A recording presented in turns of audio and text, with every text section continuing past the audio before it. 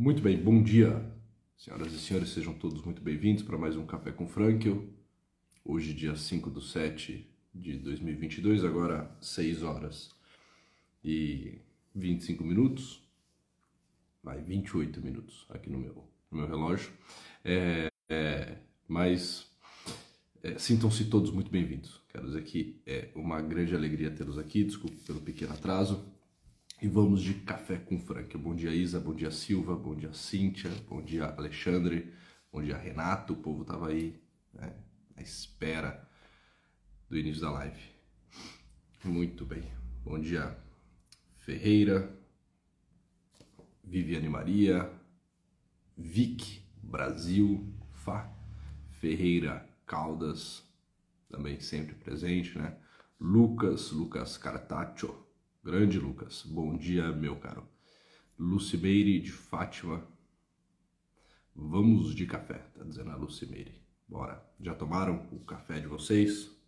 O bom e belo cafezinho preto? Espero que sim, espero que todos já tenham se banhado, já tenham tomado um café, já tenham se alimentado, já estejam bem dispostos para começar essa manhã de terça-feira, férias escolares. Hoje dá para assistir ao vivo, legal. Que bom, Alexandre. Alexandre Toledo, 72. Muito bem, excelente. Que bom, bom tê-lo por aqui, meu caro. Psidoreia. Muito bem. Fazendo agora, a Silvia tá lá passando o cafezinho dela, tá fervendo a água, tá pegando o pó de café, tá no processo, né? Muito bem. Então vamos aqui de café. Café com Frankel, a nossa dose semanal de cafeína. Uma cafeína espiritual, né? Como o Viktor Frankl também gostava de enquadrar a sua teoria, né? Uma teoria de base, de cunho espiritual. Espiritual, evidente aqui nas falas do Frankl, espiritual enquanto a realidade noética, do nous, do espírito, né? Não confundamos. Quando o Viktor Frankl fala do espírito, ele não está falando da realidade espiritual tal como é abordado dentro da temática religiosa, tá bem? Está falando daquilo que é o especificamente humano, né? O nous, a dimensão noética. Ele começou a usar bastante a expressão espírito, dimensão espiritual, que é por convenção, né, posto na filosofia como a terceira dimensão, como a dimensão de abertura, da liberdade, da responsabilidade, assim por diante. E ele percebeu que as pessoas faziam grandes confusões, né, com a palavra espiritual. Então, sempre que podia, em vez de falar espiritual, ele falava noética, né, para que as pessoas pudessem localizar bem isso antropologicamente. Muito bem, então vamos lá, nossa dose semanal de cafeína espiritual.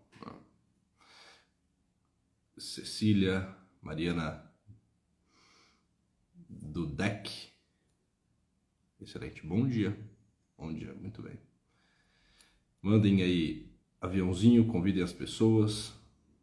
Adeilson, grande Adeilson, também estudioso de Viktor Frankl, apaixonado pela logoterapia. É exatamente isso, Yara. É aquela dimensão que nos diferencia dos animais. É o propriamente humano, é o especificamente humano. Tá. Disparem aviãozinho, convidem as pessoas. Olá, Mariana tá dizendo que eu disse certinho o sobrenome dela. E não é fácil, né? Do deck. Convidem as pessoas, não sei se elas vão visualizar isso agora, possivelmente boa parte delas estão dormindo, mas assim que elas entrarem no Instagram, elas irão ver lá o convitinho que você fez a elas para assistirem as lives, tá bem? Muito bom. Então, vamos dar início. Eu estava relendo alguns capítulos do Em Busca de Sentido. É um livro que, de tempos em tempos, é bom reler, né? Uma bela de uma leitura, embora trate de uma realidade aparentemente muito trágica, muito pesada, pesarosa, né? Que é a experiência de Viktor Frankl nos campos de concentração. Tá? Mas estava relendo, e tem um capítulo, na verdade 2 capítulos aqui muito interessantes, que cabem bem uma reflexão aqui para o nosso programa Café com Frankl. O capítulo A Fuga para Dentro de Si e o capítulo Quando Nada Mais Resta.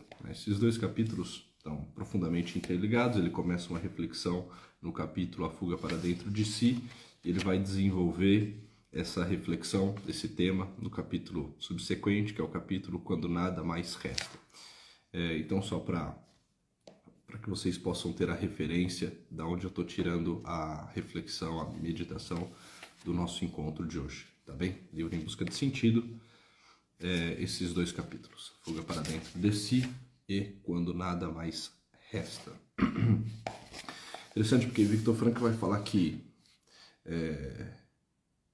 apesar de todo o primitivismo que toma conta da pessoa no campo de concentração, né, não só exteriormente, mas também na sua vida interior, é possível perceber que algumas pessoas encontram-se mais bem dispostas, mais fortalecidas. A gente já trabalhou esse tema de outros modos, né? Viktor Frankl tinha um olhar muito atento a ele mesmo, é evidente, né? Mas também aos outros. A todo momento ele fazia como que estudos de caso e estudo do seu próprio caso, né? Um olhar profundamente atento, não só de um homem que estava em sofrimento e olhava, né, para si e para o outro para entender o que estava acontecendo, mas de um observador da pessoa humana, de um homem apaixonado pela pessoa humana que queria entender as realidades mais interiores, principalmente, né? Porque a realidade exterior era escrachada, era clara, né? Não tinha muito o que abordar também, né?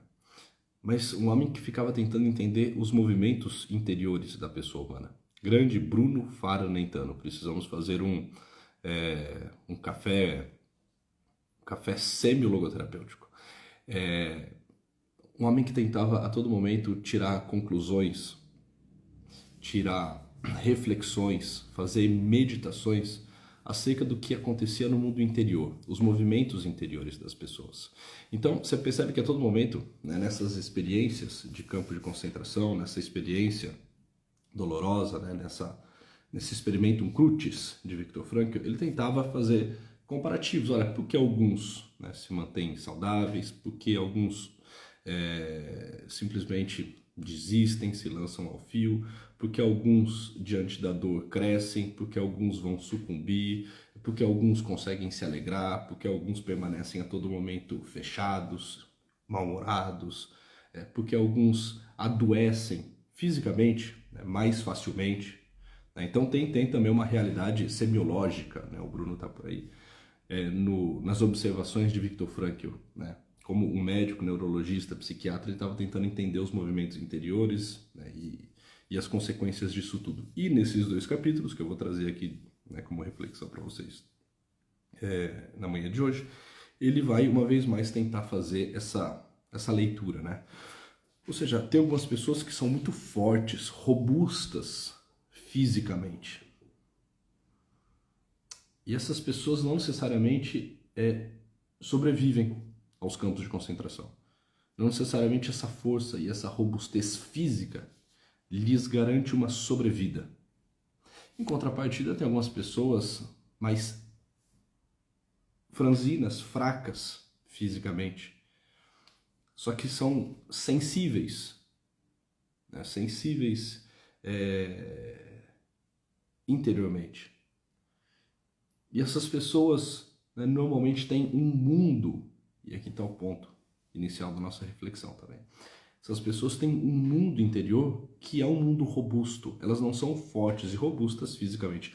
Viktor Frankl não era um cara forte, robusto, embora fosse, né, um atleta, um alpinista, né, instrutor de alpinismo. Ele tinha uma certa resistência física, mas ele não era um cara forte fisicamente.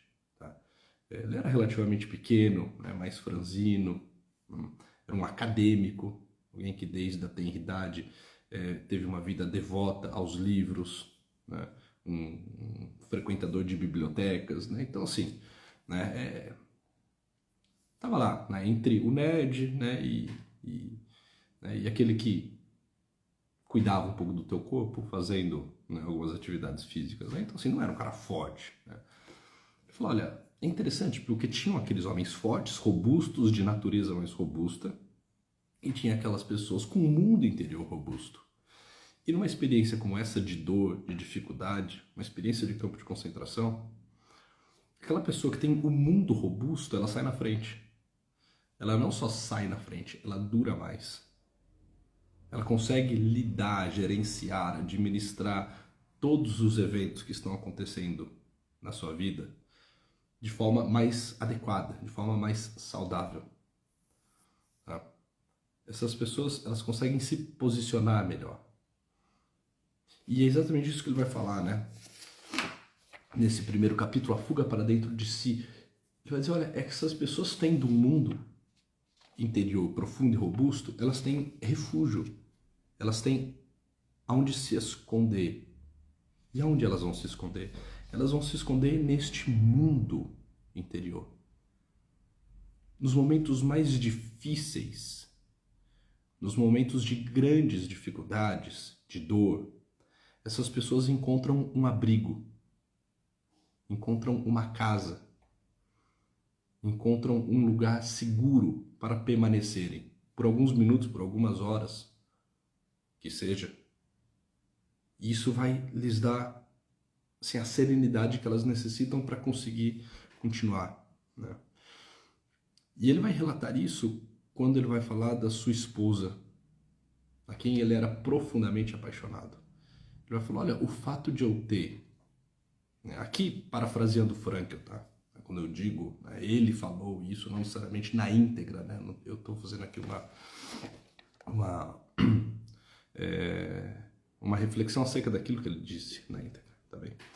Ele falou, olha, o fato de eu ter um amor, e não um amor qualquer, não era um amor passageiro, não era um amor útil, né? Pensando nos níveis de amizade, nos níveis de amor, até segundo Aristóteles, né? Trazendo eu essa reflexão, não é Frankl que traz dessa forma, tá?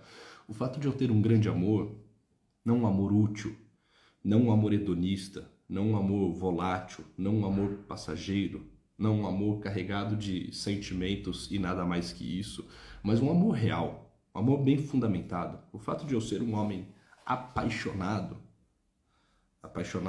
né, por Tilly, fazia com que, de alguma forma, eu pudesse encontrá-la nesse universo amplo, grande e profundo que o amor escavou no meu peito.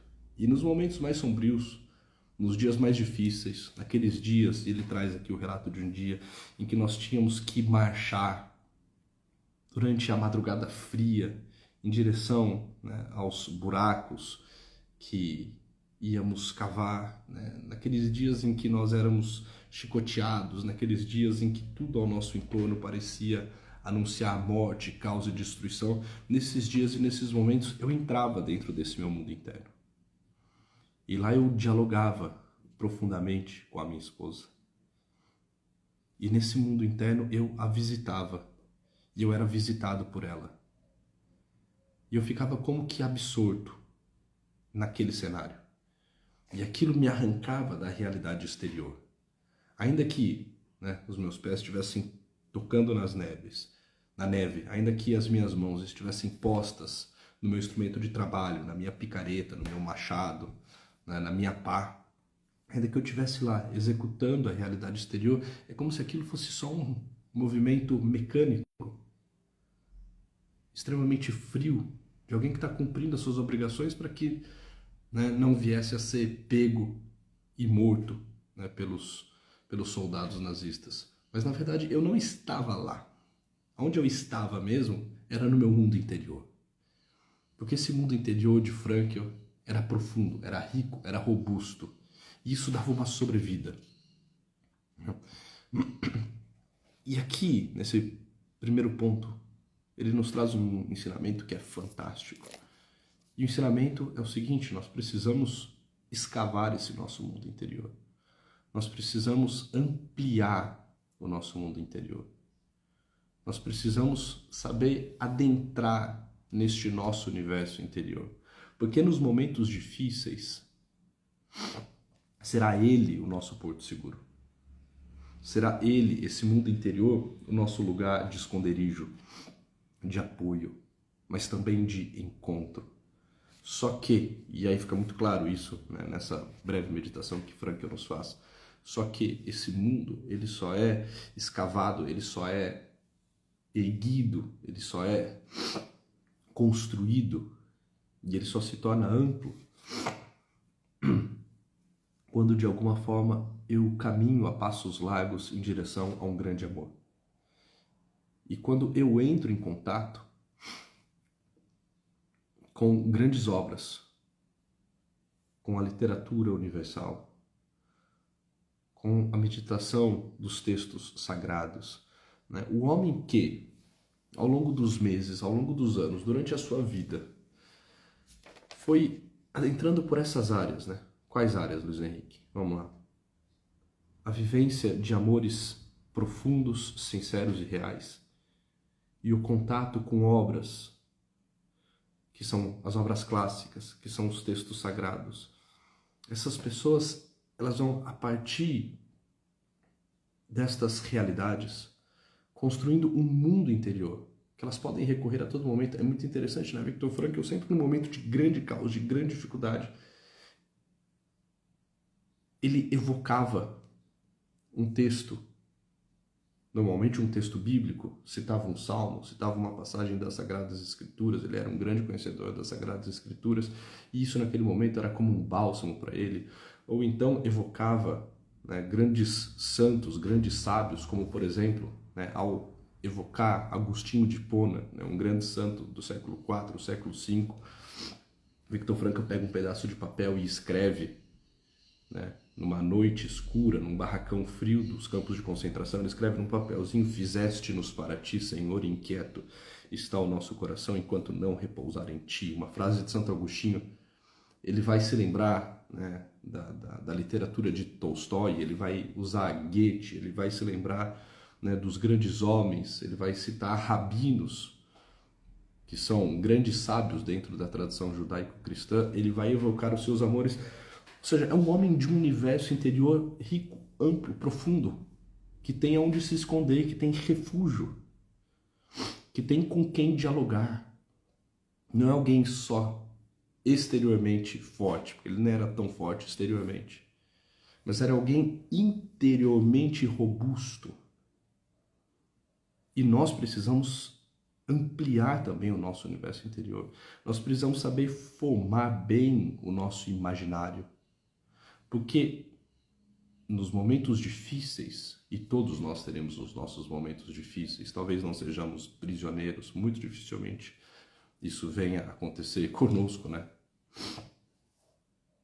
Mas nos momentos difíceis da nossa vida, é este mundo interior que nos vai dar alguma garantia, que vai nos fazer sobreviver. Nos momentos difíceis é isso que o nosso universo interior, que nos manterá vivo, que nos manterá de pé, que nos dará capacidade de sofrermos com dignidade. Se eu não tiver um ponto para meditar, se eu não tiver uma literatura para me amparar, se eu não tiver um grande amor para visitar, se eu não tiver essa substância do mundo interior para me amparar, eu fico totalmente ao léu, totalmente perdido. Se eu não for um homem apaixonado, se eu não for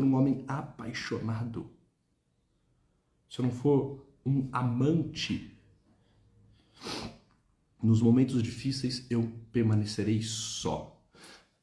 Vamos lá, vamos pensar em dois caminhos. Existem aqueles homens que são apaixonados. Homens, mulheres, é evidente que são apaixonados. Pensemos nessas duas pessoas, né? O apaixonado, né, e aquele cético.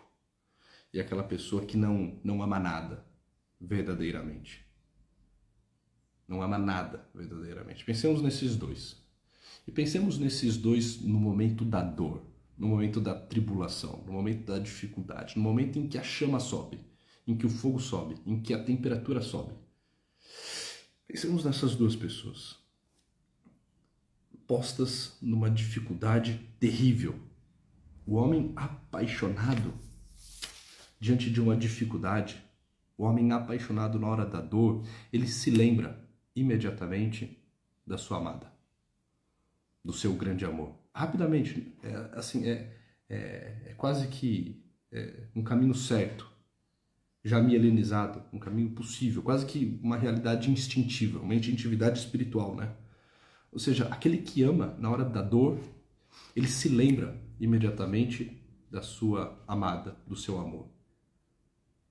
A amada aparece no horizonte de visão do homem apaixonado.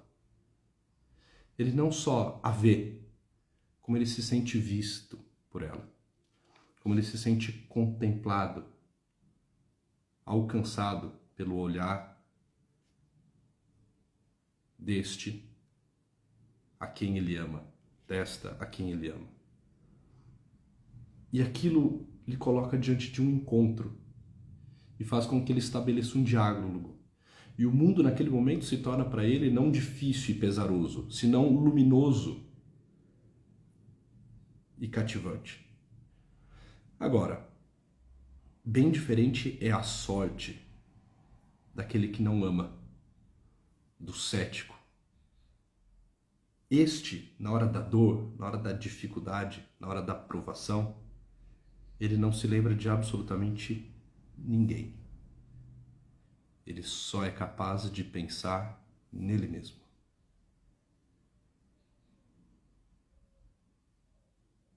Na sua própria desgraça. E ele se sente visitado pelo desespero. Quem o visita é a angústia. Quem o visita é a revolta. Este homem que não ama, na hora da dor, na hora da dificuldade, ele não tem ninguém. Ele julga não ter. Ele não cultivou isso. Ele não sabe como encontrar isso. Ele não sabe como tocar essa realidade. Ele não escavou o seu mundo interior. Ele não tem onde se refugiar. Ele se refugia em nada. E ele se vê largado à sua própria sorte.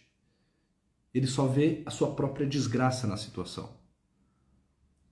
E a angústia, a revolta e o desespero são essas realidades que o visitam nesse momento. Diferente do amor, que é aquele que visita o homem apaixonado e que traz a ele a luz, a esperança.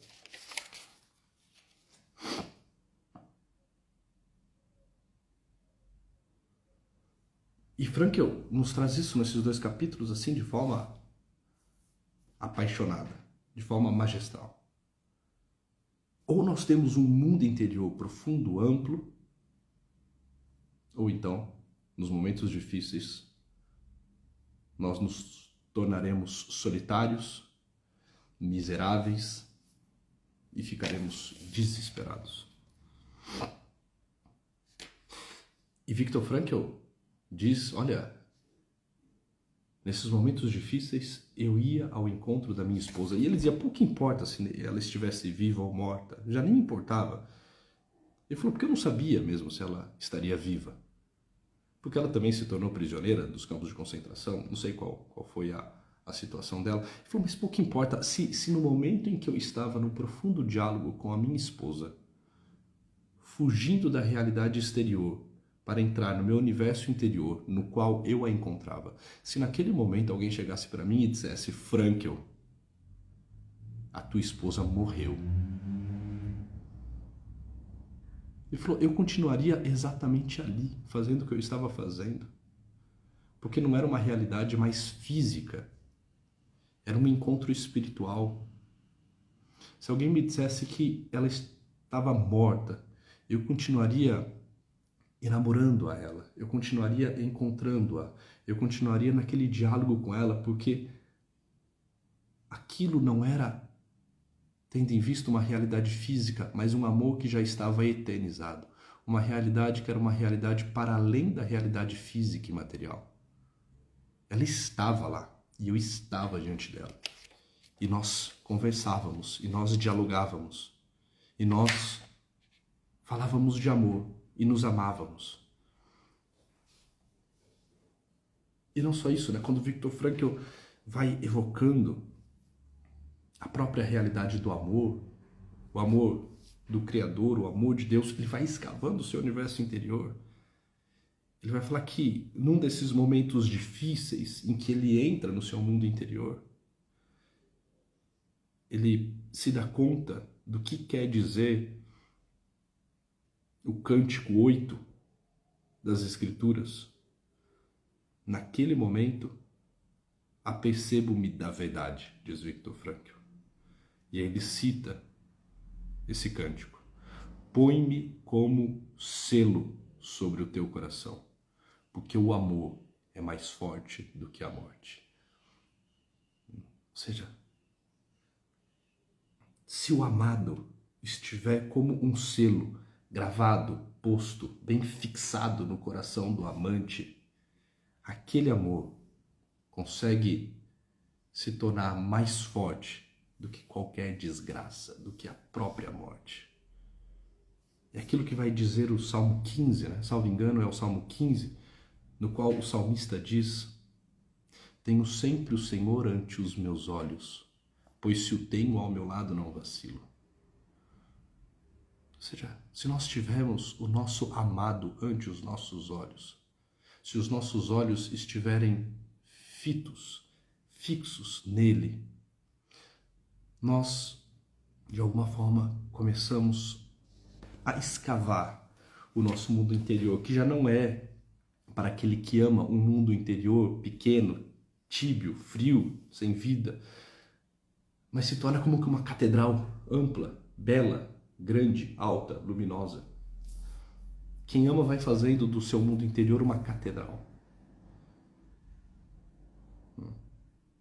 E é por isso que nós precisamos aprender a amar.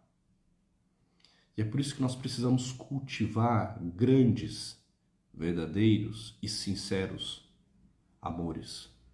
A começar, é claro e é evidente, né, pelo amor ao próprio Deus, sem o qual tudo torna-se banal, fugaz, trivial e até mesmo ridículo. E nós precisamos cultivar esse amor, nós precisamos buscar esse amor. Buscar esse amor como o amante busca a sua amada. E aqui deixo como sugestão de leitura o livro do Cântico dos Cânticos, que trata exatamente dessa busca apaixonada do amado ao amante, né? Nós devemos buscar. Nós devemos não só buscar, como uma vez tendo o encontrado, porque aquele que busca, de fato o encontra. Uma vez que nós o encontramos, nós devemos cultivar esse amor, alimentar diariamente esse amor. Não nos esquecermos de quem somos, de quem Ele é, estabelecer vínculos cada vez mais profundos, ter uma relação cada vez mais estreita. Isso vai, fazendo do nosso coração de bitola estreita, como diz José Maria Escrivá, um coração de bitola cada vez mais larga.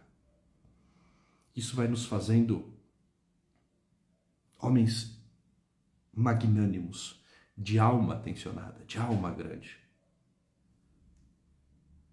Nós precisamos buscar, e uma vez que nós o encontramos, nós devemos cultivar no dia a dia, com os nossos atos, cultivar esse amor. Mas não só o amor, evidente, por Deus, o amor que, uma vez tendo sido por Deus, agora precisa se tornar amor aos outros. E amar profundamente, sermos loucamente apaixonados. Não por todos, é claro, é impossível, mas por aqueles com quem convivemos, né? E dentre esses que nós convivemos, mais especificamente, aqueles que nós livremente trouxemos para perto e nos responsabilizamos por essa pessoa, o nosso cônjuge, a nossa esposa, os nossos filhos, esses aos quais somos responsáveis, amar e amar profundamente, amar e amar loucamente e cultivar esse amor nos gestos, nos atos, na concretude dos dias, no cumprimento dos nossos deveres, na exigência das horas, como vai dizer Goethe, que Viktor Frankl cita, não? Porque é isso que nós teremos nos momentos de dificuldade. É essas pessoas que nós encontraremos nos momentos de dor, e são elas que vão significar tudo, e elas que vão nos tornar esperançosos e vão tornar a vida, que aparentemente é escura e banal, uma vida luminosa e plena de sentido. Então, Viktor Frankl aqui, na verdade, o que ele faz é nos dar uma fórmula, senhoras e senhores. Uma fórmula de como sobreviver, de como se preparar para os momentos difíceis.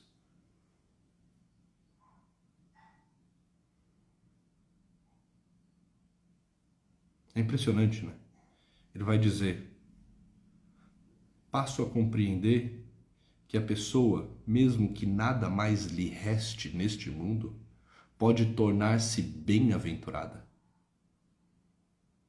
ainda que somente por alguns momentos, entregando-se interiormente à imagem da pessoa amada. Ou seja, nessa entrega à imagem da pessoa amada, que aparece, que surge, principalmente nos momentos de dificuldades, mas só surge, só aparece para aqueles que cultivaram isso. A imagem da pessoa amada faz de nós bem-aventurados. Na pior situação exterior que se possa imaginar, numa situação em que a pessoa não pode realizar-se através de alguma conquista, numa situação em que sua conquista pode consistir unicamente num sofrimento reto, num sofrimento de cabeça erguida, nesta situação, a pessoa pode realizar-se na contemplação amorosa da imagem espiritual que ela porta dentro de si da pessoa amada. Olha que fantástico. Pela primeira vez na vida, entendo o que quer dizer: os anjos são bem-aventurados na perpétua contemplação, em amor de uma glória infinita. É isso.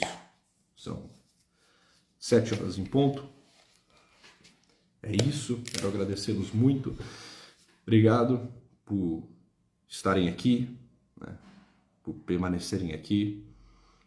Eu ficaria muito grato se vocês pudessem também ajudar na divulgação dessa live, na divulgação deste meu Instagram, trazendo cada vez mais pessoas, né, para curtir esse perfil, para acompanharem esses temas. Puderem, printem aí essa tela, tá bem? Botem lá nos teus stories, é muito bom tê-los por aqui. Vamos fazer com que a nossa comunidade cada vez mais cresça e sejamos nós, né, aqueles que não só meditam sobre esses temas, mas que apreendem esses temas, né, que trazem para dentro, que se tornam desejosos de vivê-los, de botá-los em prática. E o que eu deixo para vocês como reflexão no Café com Frankl dessa semana é isso: cultivem o mundo interior de vocês. Busquem o amado da alma de vocês. Busquem. Peraí, um segundo.